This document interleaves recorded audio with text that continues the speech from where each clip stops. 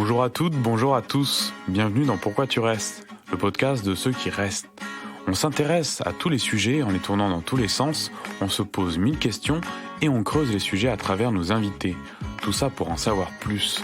On s'aventure tout de suite dans le sujet du moment, Paris.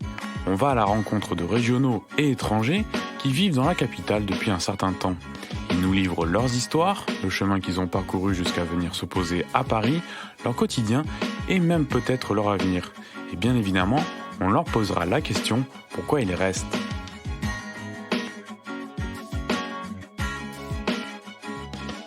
Dans cet épisode, on accueille Bruna, une joie de vivre qui se ressent tout de suite. Elle nous décrit une arrivée à Paris pleinement désirée. Puis elle nous partage sa vision de la vie qui fait du bien, le désir de découverte qui l'anime et son optimisme sans faille. Aventurons-nous dans cette parenthèse, je vous laisse la découvrir. À l'ombre d'un arbre sans bruit environnant, j'espère que cela vous conviendra. Je vous souhaite un bon moment.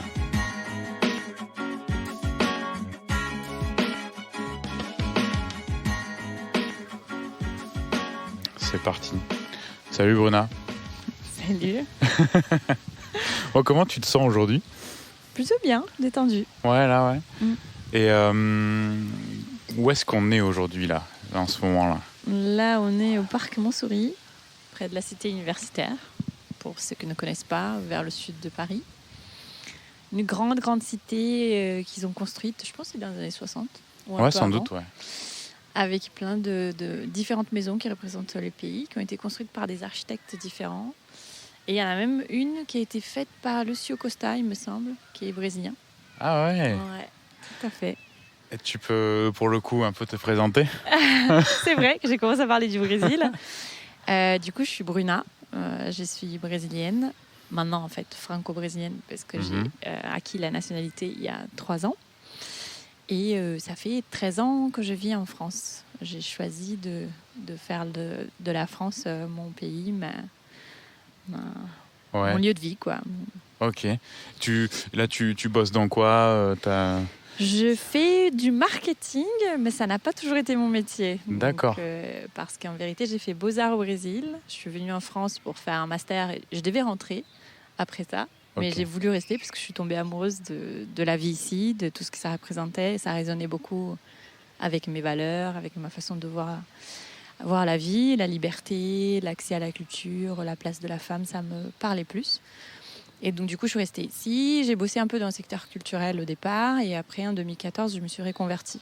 Et c'est là où j'ai shifté et j'ai commencé à faire du marketing. J'ai fait ça via une formation avec la Sorbonne et un partenariat avec HEC. Et j'avais fait des stages dans des grandes entreprises comme Havas Media, c'était une agence, JC Deco et après L'Oréal. Et ensuite, j'étais embauchée dans l'entreprise où je suis maintenant. Ça fait 6 ans. Mais c'est marrant parce que souvent, les gens, ils font peut-être l'inverse, tu sais. C'est vrai, j'ai fait tout à l'inverse. Dans ma vie, j'ai fait beaucoup de choses à l'inverse. Il y a des gens qui vont partir de Paris. Moi, je me rapproche de plus en plus. Il y a des gens qui vont faire des métiers plus artistiques après. Avant, se dédient avant à des choses très tournées vers le business. Et après, ils shiftent dans des choses plus culturelles. Moi, j'ai fait l'inverse. Peut-être que je changerai encore. Hein. La vie, elle est trop longue pour faire quelque chose tout le temps. T'as quel âge aujourd'hui là ? 36. 36, ok, ouais. Et tu m'as dit que t'étais arrivée au pair. Ouais, à 23 ans. Ouais. J'étais arrivée fille au pair avant de faire. Je devais venir pour faire un master, mais je parlais pas un mot de français. Donc je devais venir apprendre le français d'abord. Ouais, je me demandais ça. Ouais. Exactement. Ouais. Donc ça, on se racontait en off. Vous n'avez pas entendu la partie du fille au pair. Donc oui, j'étais arrivée parce que je ne maîtrisais pas du tout le français. Je devais plutôt faire un master en Espagne parce que j'avais été acceptée à la Complutense et j'avais appris l'espagnol en parallèle de mes études à l'université au Brésil. Mais en fait, à l'époque, le visa étudiant ne permettait pas de travailler en parallèle et j'avais pas les moyens de m'entretenir. Donc, en Espagne, donc c'est pour ça que j'ai du coup renoncé à ma place à la Complutense pour un master en communication. Et je me suis dit, qu'est-ce que je vais faire ? Parce que j'ai toujours envie d'aller en Europe, compléter mon parcours avec un master. C'était hyper valorisé à l'époque sur le marché de travail. Ça l'est toujours, je pense, de plus en plus, mais en tout cas au Brésil. Et j'avais un de mes meilleurs amis qui était en France. Et donc, lui, il faisait Polytechnique à l'époque. Donc, on en avait parlé beaucoup de sujets. Il m'avait dit qu'il y a des très bonnes universités en France. Et je me suis renseignée sur la possibilité de venir en tant que fille au pair pour apprendre le français et ensuite m'inscrire en fait à une université en étant ici, qui était beaucoup plus simple que si tu t'inscris à partir d'un pays étranger où tu dois passer par l'intermédiaire de Campus France, qui est une institution qui s'occupe de faire un peu la mise en relation. Ok, c'était plus direct pour le coup là. C'est plus direct et puis ça me permettait aussi d'apprendre le français parce que vraiment je ne parlais pas un mot de français avant de venir. J'ai dû faire 3 mois avant de venir pour avoir le visa. Mais je savais juste dire bonjour, je m'appelle Bruna, j'ai 23 ans, je suis brésilienne. Et c'était à peu près tout. Ah oui. Donc fille au père, quand je suis arrivée, j'ai atterri à Saint-Cloud dans une maison et c'était un peu l'aventure Cendrillon. Donc on va dire que je ne suis pas restée fille au père très longtemps. Ah d'accord. Ouais, j'ai fait ça pendant 3 mois et tout de suite après j'ai changé et je me suis inscrite à un master directement. Donc au lieu de faire 1 an de fille au père, apprendre le français et après faire mon master, j'ai dit, OK, on va skipper la partie de fille au père. Ah, t'as tout de suite embrayé. Oui, j'ai tout de suite embrayé avec un master. Donc, parce que j'étais arrivée en février. Et à l'époque, du coup, vers avril, j'ai déjà posé mes dossiers pour être acceptée à un master. Et j'avais déjà acquis pas mal de connaissances parce que c'était full immersion quand je suis arrivée. Je connaissais personne à part mon pote qui était à Jouy. Non, c'était Palaiseau, le campus. Ouais. De la Poly, donc de la X. Et en fait, je ne le voyais pas très souvent. J'étais qu'avec des gamins qui parlaient français et avec des gens autour de moi qui parlaient français. Et j'étais bien forcée de l'apprendre. C'est venu assez vite. Ouais, et pour le coup, Paris t'a tiré en fait à venir où tu te dis, en fait, tu avais envie d'apprendre le français ou... Au départ, c'était par défaut. Comme j'avais pas pu faire mon expérience en Espagne, il m'avait soufflé, de coup, mon pote, l'idée de venir en France.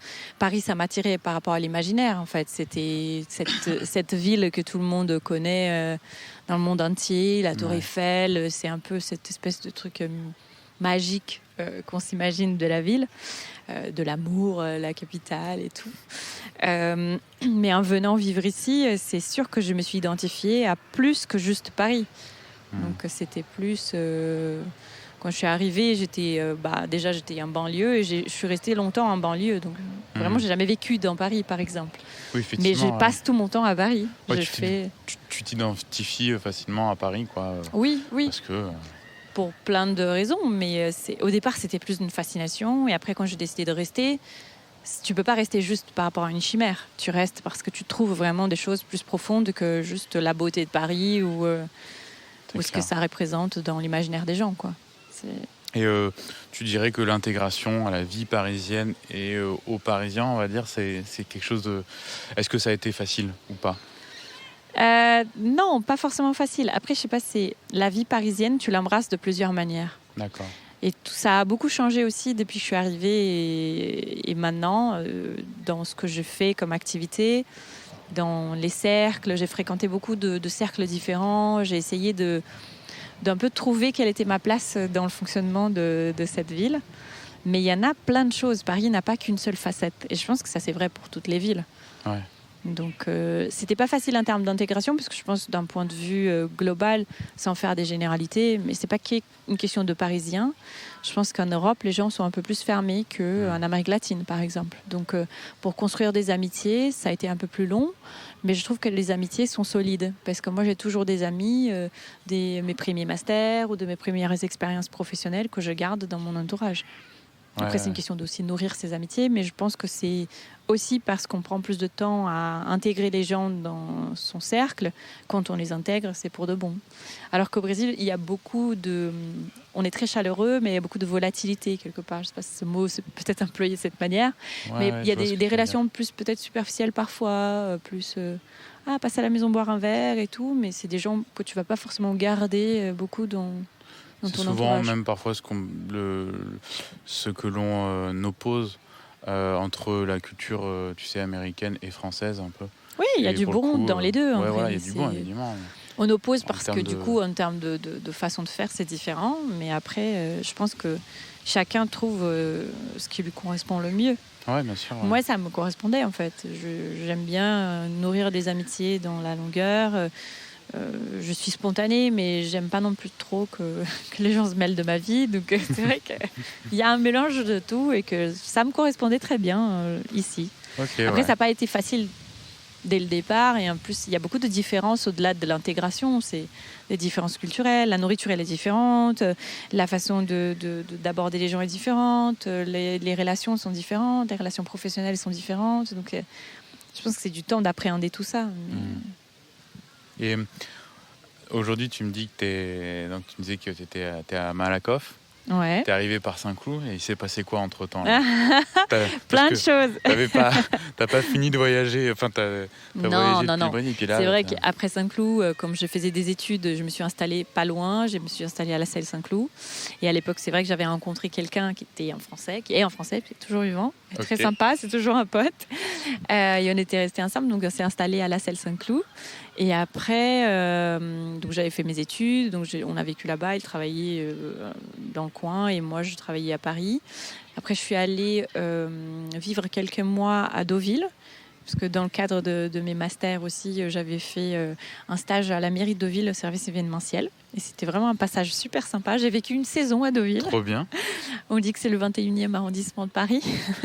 Je confirme. Non, Sans doute pas faux quand même. Non, il y a beaucoup de résidences secondaires là-bas. Okay. Ouais. Donc, c'était assez intéressant de faire cette expérience, parce que du coup, j'ai pu aussi faire le festival du cinéma américain, travailler dans une collectivité, comprendre aussi comment fonctionnait le service public, vivre dans une ville côtière en Normandie, c'était très charmant.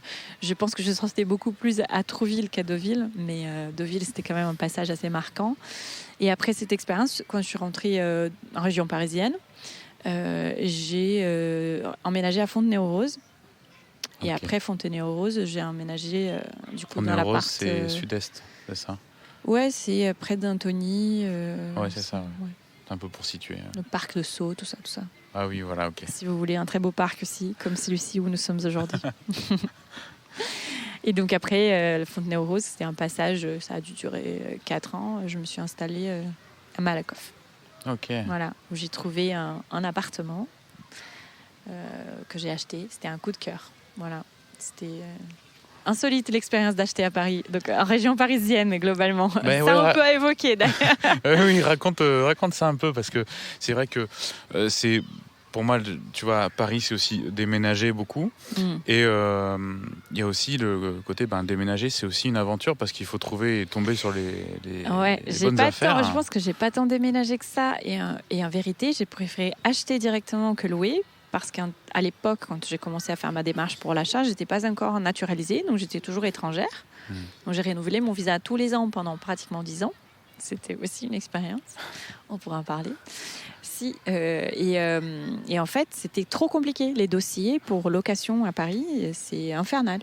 Il y a une espèce de pression en fait sur le locatif à Paris qui est très forte.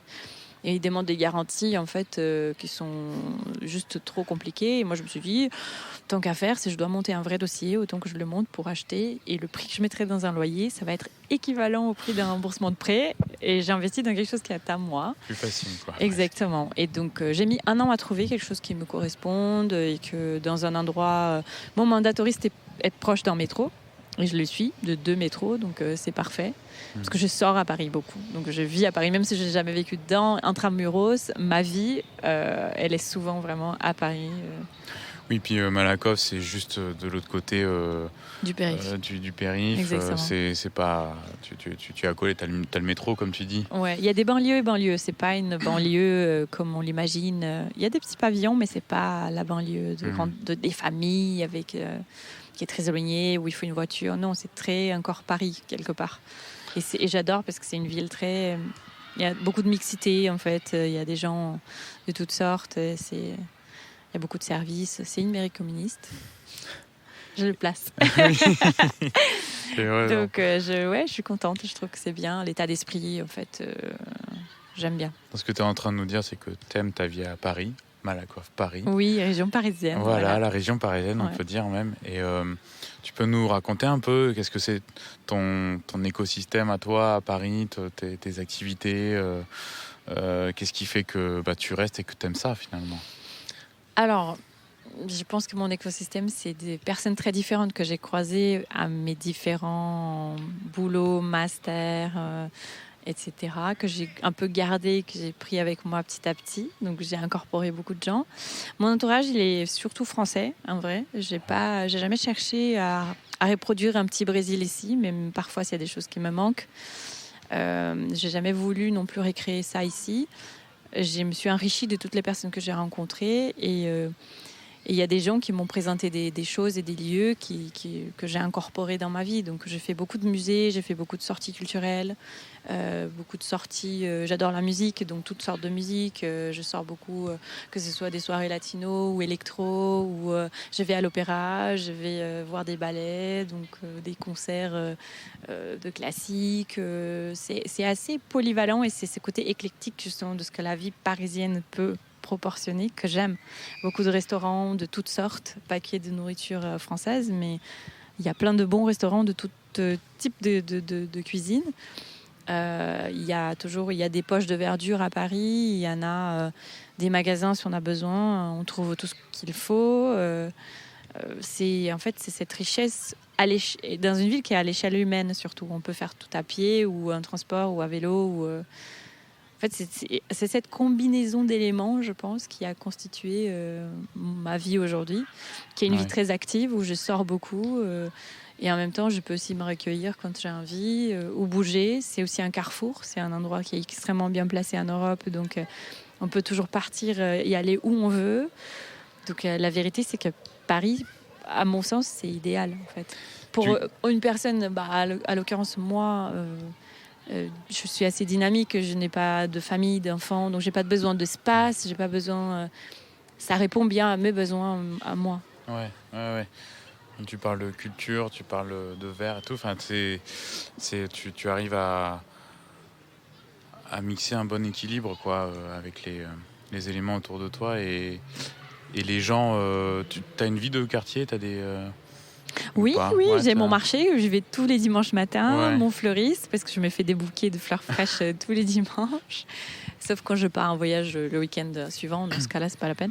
Mais oui, j'ai mes petites vies de quartier. J'ai connu mon traiteur italien, j'ai connu mon pizzaiolo à côté. J'ai une de mes amies de mon boulot actuel, qui elle est partie de l'entreprise, mais on est resté très copines, qui vit dans ma rue, à 10 minutes à pied. Donc j'ai cette petite vie de quartier, mais j'ai aussi ma vie à Paris et des différentes vies. Parce que, par exemple, je peux aussi bien faire un festival de jazz à Montreuil avec des amis, ou aller à la Villette, au Cabaret Sauvage, danser, ou aller au Badaboum, danser avec d'autres amis, et de tout âge, et l'avantage de faire des études plusieurs fois, c'est aussi ça, d'avoir plusieurs types de tribus, en fait. Je me pose souvent cette question, à quelle tribu j'appartiens, et je n'ai jamais réussi à me mettre une étiquette.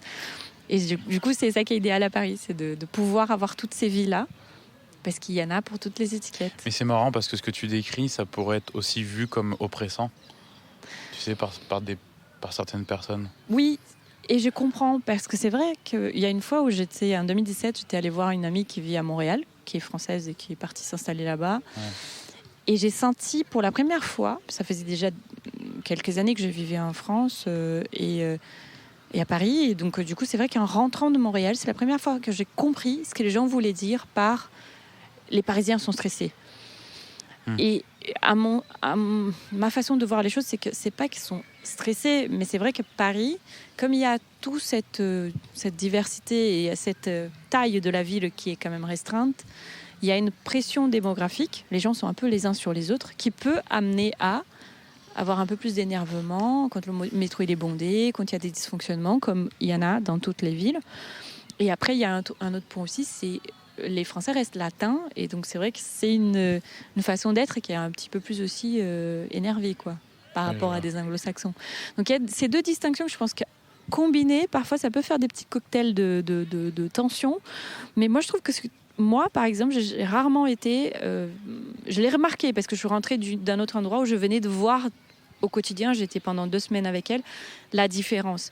Mais ça ne m'a jamais choquée ou interpellée parce que je suis tout le temps souriante, en fait, avec les gens. Donc, c'est rare que les gens me fassent la gueule ou qu'ils soient méchants avec moi. Ouais, je vois ce que tu veux dire. Je pense qu'aussi, souvent, tu reçois ce que tu donnes. Et si tu te laisses engloutir dans cette espèce de dynamique battement en fait. C'est vrai que c'est un pace qui est différent en fait. Il y a un rythme différent à Paris qui est peut-être plus énervé que dans des villes de province mais ce n'est pas. Je pense que le tip, c'est de ne pas se laisser happer par ça, de ne pas se laisser polluer et se dire ça fait partie de la dynamique d'une ville qui est dense et qui est comme ça. Et que les gens, ils ont cette culture et que les amène à être un peu comme ça et de comprendre, d'être plus dans l'empathie que dans le « ah, je déteste ». Et puis si tu détestes, tu peux partir, il n'y en a aucun souci. Ouais, effectivement. Et le côté indifférence, tu sais, entre les gens, finalement, tu le ressens pas trop. L'indifférence veut dire que les gens, par rapport à la misère, par rapport à s'il y a une agression ou quelque chose comme ça. Mais en fait, c'est une réalité, sans minorer le point, qui est aussi dans d'autres grandes capitales. Je ne pense pas qu'à São Paulo, si tu te fais agresser, les gens vont intervenir. Hein. Les gens mesurent quand même le risque dans tous les cas de figure. Après, je pense que peut-être l'égoïsme est plus présent, ou l'individualisme, parce que l'égoïsme, c'est une caractéristique humaine, quelque part, et qui est peut-être plus ou moins présente en fonction de la culture locale. Et les Européens sont plus individualistes. Donc c'est vrai que peut-être que tu as moins d'intervention, mais c'est encore une fois, je pense qu'une décision de chacun, et je ne trouve pas qu'il y a plus d'indifférence ici que dans d'autres grandes villes en fait dans le monde. Et donc c'est à toi de choisir si tu restes indifférent ou pas et comment tu contribues à ça. Je trouve juste que la misère, effectivement, elle est grandissante parce que depuis que je suis arrivée, donc ça fait 13 ans, j'observe beaucoup, je trouve qu'il y a plus de gens dans la précarité. Donc, mais pour moi, c'est peut-être une question plus économique et sociale qu'une question juste les Français ou les Parisiens. Oui, les Parisiens. C'est plus comme ça que je le vois et que je le ressens. Et parlons tu vois, des gens, tes amis, c'est quoi ton cercle d'amis un peu? C'est constitué de... Est-ce que tu as des vrais Parisiens de souche ou alors aussi Oui. Ouais, t'en as? Ouais. Oui. C'est des gens que j'aime profondément. Il y en a des gens très différents, des gens d'âge différents. J'ai des amis de 40 ans, j'ai des amis de 25. Ouais. Alors j'en ai 36.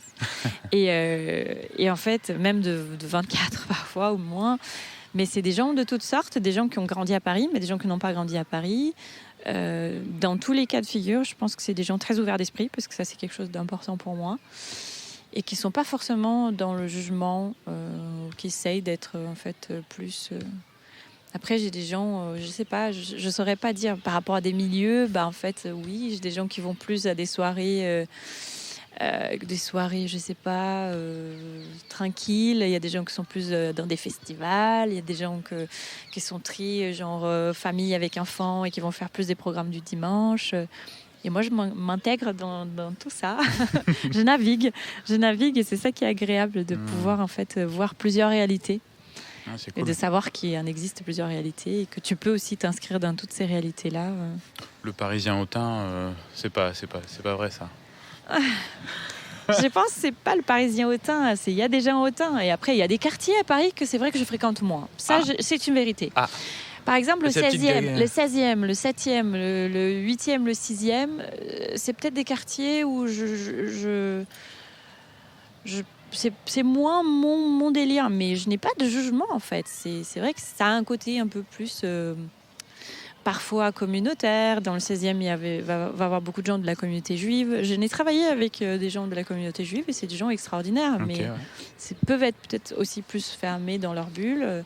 C'est des quartiers où les gens vont s'installer pour le calme, vont s'installer pour le cadre qui est assez classe, où il y a aussi des questions. Par exemple, le 16e, il est moins cher d'un point de vue prix du mètre carré. Il bouge plus trop. Ah oui. Alors qu'il y a d'autres quartiers qui sont encore en train de monter. Le 17e, maintenant, c'est l'endroit de place to be. Ce qu'on appelle un peu bobo. C'est vrai qu'il y a un peu des espèces de mapping de Paris par rapport à ce que les gens recherchent comme style de vie. Mais j'ai pas envie de mettre des étiquettes sur les gens, mais il y en a des styles de vie un peu différents. Oui, il y a des ressentis où on va faire un petit tour dans. Ouais. J'essaye de bouger partout. J'essaye de bouger partout, mais c'est vrai que ces quartiers-là un peu plus calme, où tu vas plus faire du shopping dans les galeries des feuilles, c'est pas mon truc. Tu vois, ce midi, j'étais avec un ami qui disait j'ai marché dans Paris, j'ai fait Saint-Lazare jusqu'à Montparnasse, et ça lui a permis de voir différentes ambiances. J'ai fait ça souvent. Et j'adore. Tu fais ça souvent, je flâne énormément dans Paris. J'adore marcher, et c'est vrai que, comme j'ai dit, j'apprécie le fait que Paris soit à l'échelle humaine, qu'on puisse la traverser à pied. Et c'est vrai que on peut voir, c'est comme un petit puzzle, il y a plein de choses différentes. Il y en a parfois des quartiers avec des communautés super fortes. Près de Gare du Nord, beaucoup de gens qui viennent de Sri Lanka ou Inde. Après, il va y avoir des quartiers chinois comme Ménilmontant. Il y a une partie de communauté chinoise assez forte. C'est de la diversité aussi. C'est ça qui est intéressant. Il y en a plein de réalités. Et architecture, on peut voir aussi des choses différentes. Après, c'est vraiment le cœur de Paris, reste le Paris de il y a longtemps, quoi. Du roman Le Parfum, un truc comme ça, quoi. C'est pas pour rien que s'agglutine plein de touristes au même endroit aussi. Parce que ça fait partie de l'image. Mais c'est très bien parce que ça enlève un peu de ça décharge de cette manne-là de certains quartiers. Et tout à l'heure, tu parlais du quartier du 16e, là, où c'est un peu moins cher, les locations et même l'immobilier. Qu'est-ce que tu dirais par rapport à la vie, au niveau de vie parisien? Tu vois, est-ce que c'est cher ou pas? Oui, dire que ce n'est pas cher, ce serait mentir. Après, il y en a des choses possibles, même si on n'a pas les moyens. Parce que quand je suis arrivée, j'étais fille au père. Après, j'étais étudiante. Je faisais des boulots de garde d'enfants en parallèle pour pouvoir avoir l'argent de poche, etc. Et les loyers sont très chers. Je pense que ça, c'est un vrai sujet. C'est pour ça que, du coup, il y a déjà des lois qui ont été faites pour plafonner ces points. Certains restaurants sont chers. C'est vrai qu'il y a des choses qui ne sont pas forcément accessibles quand on a peu de moyens. Et donc je ne peux pas mentir en disant que non, mais je pense qu'il y a quand même pas mal de choses possibles parce que j'ai pas le sentiment que ma vie elle a drastiquement changé. Ce qui a changé, c'est qu'aujourd'hui j'ai la chance de ne plus compter les sous quand je dois faire quelque chose. D'accord. Mais c'est vrai que quand je voulais faire des musées, il y en a de la gratuité. Il y en a plein de choses faites, des journées gratuites des musées, il y en a des gratuités quand on est un demandeur d'emploi ou quand on a moins de 26 ans. Plein de choses qui sont mises en place pour accès à la culture. Il y en a, le restaurant, après, en fait, en fonction de ces niveaux de moyens, on pourra faire des restaurants, mais il y en a plein d'offres de restauration à Paris avec plusieurs types de budgets. Et j'ai pas envie que les gens se disent nanana, elle est complètement déconnectée de la réalité. Elle se dit que les gens qui gagnent un SMIC, ils vont pouvoir faire plein de restos. Non, je sais que non, ça c'est vrai. Mais je trouve qu'il y a aussi plein d'expériences de restauration qui ne coûtent pas trop cher et qui sont chouettes. Mais c'est sûr que si tu veux avoir une vie à sortir tous les soirs et à faire plein de restos et des restos étoilés, il faut avoir les moyens à Paris. Mais c'est aussi vrai pour New York, c'est aussi vrai pour Londres, c'est vrai pour toutes les grandes capitales. J'ai entendu souvent l'histoire sur le café, je bois pas de café, mais le coût du café à Paris à 2 €, sans bonjour, sans merci en plus, quoi. Avec le peu d'amabilité. C'est vrai qu'il y a des choses un peu chères, quoi, qui sont overpriced, mais on peut aussi ne pas les prendre. Je pense que c'est une question qui manque peut-être un peu de rébellion par rapport à ça. Et tu penses que, justement, tu parles des cafés, pas de merci, machin. Tu penses que si on arrive dans un lieu où on n'a pas de merci, où l'amabilité est à revoir, on est dans le mauvais endroit? Parce qu'il y a plein de lieux à Paris. Moi, souvent, j'essaye de prendre le ton de la joke. Et si je vois que les serveurs sont vraiment désagréables, moi, je pars. Parce que je trouve que le service, ça porte son nom, quoi. C'est là pour servir. Tout à fait. Donc, après, c'est à nous d'être aimables aussi. Parce que je pense que c'est un cercle vicieux. Parce que je pense que c'est un métier qui est très dur et les gens s'en rendent pas compte. Les gens ont 2 journées dans une journée, ils servent tout le monde tous les jours, ils sont debout tout le temps, porter des plateaux. Et c'est aussi aux gens d'avoir conscience de ça et de dire merci, de dire s'il vous plaît. Voilà. Donc je pense que c'est un peu ça la chaîne. Et c'est sûr qu'à Paris, peut-être plus que dans d'autres endroits, parce qu'au Brésil, comme les gens ont plus le sens du service, c'est une culture un peu plus d'amabilité, de chaleureuse, d'accueillir. Plus un pays d'accueil quelque part dans l'état d'esprit des gens. T'as plus de service qui est chaleureux dès le départ. Ici, c'est pas dans tous les endroits, c'est vrai. C'est vrai qu'il y a une différence un peu culturelle. Et je sais pas si c'est que le métier, si c'est comment ça s'est conformé, la classe. Je sais pas si ça a un lien avec je sais pas, même la Révolution française, où les gens se disent on va couper des têtes, on n'est pas là pour servir. Peut-être que le service, c'est pas un truc inné, en fait. Mais il y a des endroits où les gens sont très aimables. Et quand tu essayes d'être aimable aussi, les gens ils répondent avec de l'amabilité. On a toujours le choix de partir. Moi, je me suis déjà levée des tables de restaurant à Paris, je suis partie. Ah ouais. Ou ne pas laisser de pourboire, ou aussi c'est faire passer des messages. Bien quoi. Sûr, Moi, et justement, en parlant de partir, pour toi, c'est pas du tout une actualité. T'es bien à Paris, quoi. Oui. Hein, Je sais qu'il y a plein de gens qui, après le Covid, se sont dit on part à Paris, etc. Oh, c'est très bien, la campagne, on respire. Mais non, j'aime Paris. C'est comme j'ai dit, pour le moment, la promesse de cette ville, elle apporte, elle peut proportionner, ça me convient. Et je dis pas que c'est exclu qu'un jour je n'irai pas ailleurs. J'aimerais bien, je pense un jour peut-être finir en bord de mer, parce que j'adore la mer. Mais pour le moment, j'aime Paris. Ouais. J'allais justement te demander qu'est-ce qui te ferait partir, par exemple. Une bonne raison, alors une opportunité.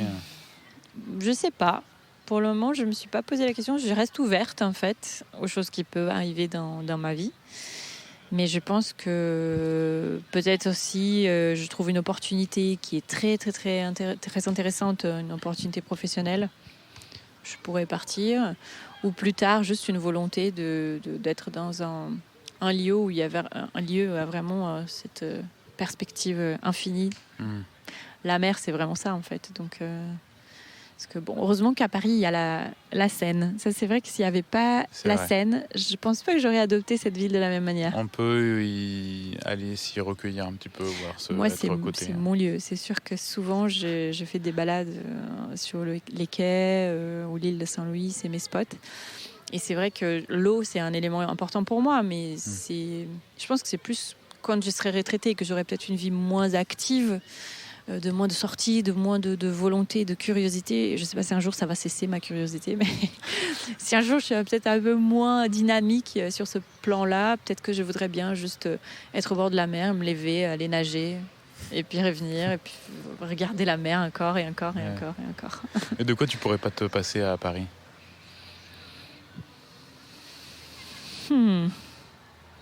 J'ai du mal à choisir. Je pense que c'est la vie bohème, en fait. Je pense que c'est surtout ça. C'est des sortir, les restos. Il y a un lieu que j'adore. J'aime profondément cet endroit parce que c'est un peu, quand on passe les portes de cet endroit, on a l'impression que le temps s'arrête. Il s'appelle le Club des Poètes. C'est à rue de Bourgogne. Et en fait, c'est un petit endroit, un peu d'esprit de taverne, où on mange. Il y a très peu de couverts, donc c'est pas. Et c'est la nourriture, elle est faite par le monsieur qui tient le Blaise, pas le monsieur, Blaise coucou, qui tient cet endroit. En fait, c'est son papa qui l'a fondé. Il avait fait la guerre dans les maquis, il est revenu, donc il a fondé ça dans les années 50-60. Et c'est un lieu de poésie. Donc en fait, les gens viennent dire des poèmes, et en fait, il y a une première partie de la soirée où les gens mangent, boivent des verres et discutent un peu, et puis après vers 22h, les lumières s'éteignent. Ils mettent des bougies, puis les gens disent des poèmes ou ils chantent des chansons. Ouais. Donc c'est génial. Et c'est ça, en fait. C'est ça où je pense, c'est ce type de choses-là que je ne peux pas m'en passer, en fait. C'est ces lieux de culture, de vie, d'échange. Et tu as l'impression qu'il y a des milliers d'âmes qui sont passées déjà là, en fait. Et c'est ça que j'aime. Juste pour situer, tu as dit c'est rue de Bourgogne, c'est dans le 7e, non ? Oui, je sais que c'est un quartier où je dis que je ne vais pas souvent, mais je vais que pour voir Blaise. Mais je l'avais noté cet endroit-là et effectivement, je crois que j'y suis jamais allé parce que c'est pas un endroit où j'y passe forcément. Voilà, il faut y aller. Donc ils ont des soirées les mardis, vendredis, samedis, parfois dimanche aussi. Pour regarder, ils sont sur Facebook, Instagram, il me semble, et c'est une amie qui m'a présenté, quelqu'un que j'ai rencontré dans mon travail, qui n'est plus dans mon boulot actuel, qui m'avait introduit dans ces lieux. Elle m'avait présenté et je suis tombée en amour, quoi. Donc, je pense que ma vie, c'est ça. C'est tomber amoureuse des choses, des gens, des lieux. Et qu'est-ce que tu conseillerais à quelqu'un qui arriverait à Paris, là, et tu lui dirais de faire attention à quoi, peut-être Je pense qu'une chose qui m'a beaucoup aidée, c'est apprendre le français. Mais c'est peut-être vrai pour toutes les personnes du monde. Quand tu fais l'effort de parler la langue d'un pays, d'une population, en fait, l'accueil est différent. Et moi, j'ai vraiment senti la différence. J'ai voulu, du moment où je suis arrivée et que quand j'ai décidé de rester, j'ai voulu bien parler le français. Et je trouve que les langues, de manière générale, ça ouvre des portes à des cultures. Ça donne accès à tellement de choses. Et les gens s'ouvrent, en fait. Donc, je pense que ça, c'est une des choses qui m'a le plus aidée en France.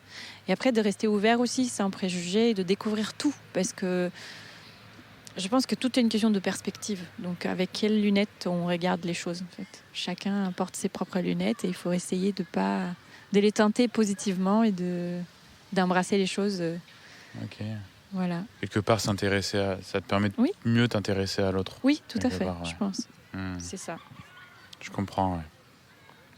Là, on va arriver sur la fin de ce petit moment-là. Et tu sais, je t'avais posé quelques petites questions, là. Mm-hmm. Et j'avais du homework, j'ai fait du boulot avant. Ça, je pense que les auditeurs et auditoristes savent. Les questions, je crois que je t'avais posé pour toi, quel était le lieu de l'idéal parisien. C'est ce que tu viens de me dire là, le Club des Poètes, ou t'en avais un autre? Non, en fait, pour moi, mon idéal parisien, c'est vraiment ce cœur de Paris dont j'ai parlé un peu avant. C'est les quais de Seine et surtout l'île de Saint-Louis, parce que ça représente pour moi le Paris médiéval, le début de Paris, de cette ville, comment elle s'est consolidée. Et je trouve que c'est tellement magique, quelque part. Et même les perspectives, les bâtiments, on imagine les ponts qui étaient chargés de boutiques avant, qui vendaient du tissu, du parfum ou je sais pas quoi, qui grouillaient de gens et qui devaient être archi sales. Mais j'aime en fait, j'aime beaucoup, j'aime le fleuve en fait, la Seine. Donc le cœur de Paris, c'est vraiment mon idéal. T'aimes cette histoire un petit peu, l'histoire de Paris, un peu ce côté historique? Oui, je suis pas une mordue d'histoire, mais j'aime comprendre les choses et comprendre comment les cultures et surtout les sociétés plus anthropologiques quelque part, comment ça se conforme, quel est le cheminement. Et il y a un musée que j'adore d'ailleurs, qui est le musée en soi de l'histoire de Paris, le musée Carnavalet, qui est un musée gratuit d'ailleurs. Okay. Toujours gratuit. Ils ont refait la muséographie. Ils étaient fermés pendant le Covid. Pendant 2 ans, ils ont refait. Là, c'est rouvert. Et ils ont toute cette partie de l'histoire de Paris. Ok. Très sympa. Donc, je vous invite à aller le visiter. Merci pour le conseil. Et je ne sais plus quelle question je t'avais eu, mais c'était sur le lieu de tranquillité où tu vas chercher le silence, peut-être. C'est rare que je cherche le silence. Eh oui, je comprends. Et c'est peut-être pour ça que je te pose la question. C'est ça. C'est pour ça que je pense que quand on est à Paris, on aime la vie, on aime le bruit, on aime la joie. Paris est une fête, apparemment. Mais il y a des lieux où je sais qu'on peut, quand on a envie de se recueillir, c'est souvent des petites églises ou même les grandes églises sont souvent très silencieuses à Paris. Donc, même la basilique du Sacré-Cœur, c'est des lieux sympas. Ou sinon des bibliothèques. J'ai passé aussi des bons moments quand je devais réviser ou des choses comme ça. La bibliothèque du Centre Pompidou. C'est bon souvenir d'étudiant. Ouais. Il y a des endroits comme ça où vous pouvez avoir du calme. Voilà. Parce que dans les parcs, vous croyez que vous avez du calme, mais non, il y a des gosses qui vont vraiment jouer et parler, rigoler. Et c'est bien, mais je veux dire, oui, là, surtout pas le calme. On va dire qu'on a eu de la chance là, parce que c'est un parc où il y a pas mal de familles en plus. Oui, mais là c'est calme. Là, on a de la chance. Et j'aime bien les gosses, c'est pas quelque chose. Il faut se dire, elle n'aime pas. Si, mais c'est pas un lieu de recueillement, un parc. Après, on peut se recueillir chez soi et quand on médite, en vrai, le silence, on le trouve. Donc, bien dit. Et allez, pour finir, des petites adresses là. Ouais, j'en ai donné une, le Club des Poètes, vraiment, je vous conseille. C'est passionnant. J'en ai une qui est quand j'ai le mal du pays. C'est un endroit qui s'appelle la Bayonnaise. Donc, si vous voulez goûter la bonne cuisine brésilienne, c'est dans un marché Saint-Quentin, dans le 10e. Donc, c'est une toute petite boutique dans le marché. Trop bien. Ouais, et c'est super bon. Voilà, je vais vous dire juste ça, allez goûter, vous me direz. Il y a un plat particulièrement... Moi, j'adore la carajé. Et en fait, suivez sur Instagram parce qu'elle met, du coup, le menu change tout le temps. Donc, tous les jours, pratiquement. Voilà, elle vous donnera ce qu'il y a comme spécialité. Mais voilà, c'est une bonne adresse. Et après, il y a une petite adresse que j'aime bien aussi, qui est une petite galerie photo rue Le Pic, dans le 18e. Qui s'appelle Little Big Gallery, que j'ai découvert quand j'étais à Arles pour le festival, les rencontres photos. Ah oui. Ouais, et je les ai découverts là-bas. Et en fait, j'ai dit, mais vous êtes à Paris. Et puis du coup, depuis, je suis cliente et puis je vais souvent. Ils en ont des petits photographes indépendants, mais des photographes un peu plus connus. Et c'est un petit lieu, tout petit. J'aime bien les petits lieux, je crois. Confidentiel un peu.